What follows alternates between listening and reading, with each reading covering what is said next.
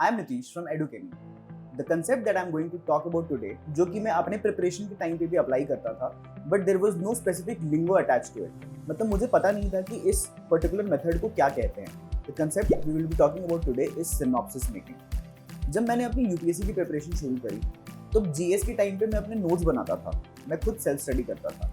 अपने ऑप्शनल्स के टाइम पे मैंने ऑप्शनल्स की क्लासेस ज्वाइन कर रखी थी एंड मैं उसके भी नोट्स बनाता था। सिमिलरली जब प्रीलिम्स का एग्जाम आया तो प्रीलिम्स की टेस्ट सीरीज सॉल्व करते टाइम ही after analysing the paper I used to make short notes of various topics जो कि मुझे लगता था कि मैं लास्ट मोमेंट पे याद करना चाहूंगा या रिवाइज करना चाहूंगा। आखिरी के 15 दिन पे I had a synopsis of the test series which I had attempted. तो मतलब मेरे पास लगभग 15-20 पेजेस का एक सिनॉप्सिस रहता था जिसको मैं लास्ट के 15 दिन बहुत बार रिवाइज करता था।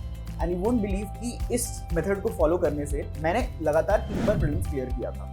अब प्रीलिम्स क्लियर करने का ये मेथड तो मुझे समझ में आ गया था। सिमिलर मेथड मैंने फिलॉसफी ऑप्शनल में भी लगाया, जहाँ पे मैं फिलॉसफी के जितने भी नोट्स होते थे उसका मैंने एक सिनॉप्सिस बनाया एंड लास्ट एक हफ्ते के टाइम पे मैं अपने 30-40 पेज की जो सिनॉप्सिस है उसको ही रिवाइज करता रहता था, जिसके कारण मेरे फिलॉसफी में भी बहुत अच्छे मार्क्स आते थे। लेकिन मेरा मेंस क्लियर नहीं होता था। What was the reason behind that? The main reason which I understand now is GS के लिए मैंने कभी भी सिनॉप्सिस नहीं बनाया।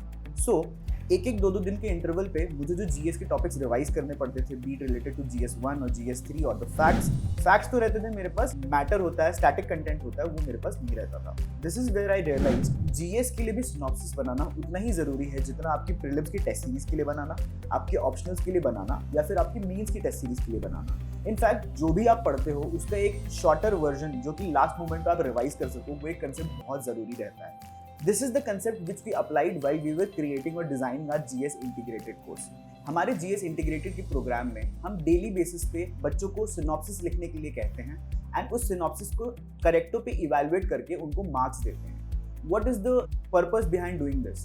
The purpose is we need to make sure that the students are creating good synopsis so that at the last moment when they have to revise a module they are left with specific 10 to 15 pages notes जो कि आपको help करेगा कि last moment पे आप सारे के सारे स्टैटिक कंसेप्ट्स को जान लो। If you calculate there are 300 classes in GS and 150 classes in geography or any optional, तो आपके पास अगर 10 पेज का भी डेली बेसिस पे नोट्स बनाते हो you will be left with 4500 pages of content which is a huge amount of pages if we have to revise in the last moment. This is the reason why synopsis and synopsis evaluation is a major concept which we follow. So what are you waiting for?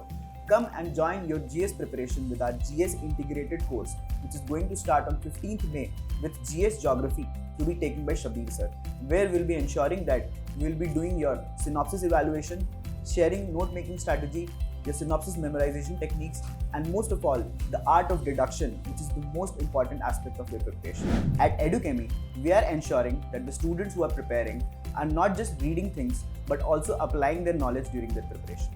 Thank you.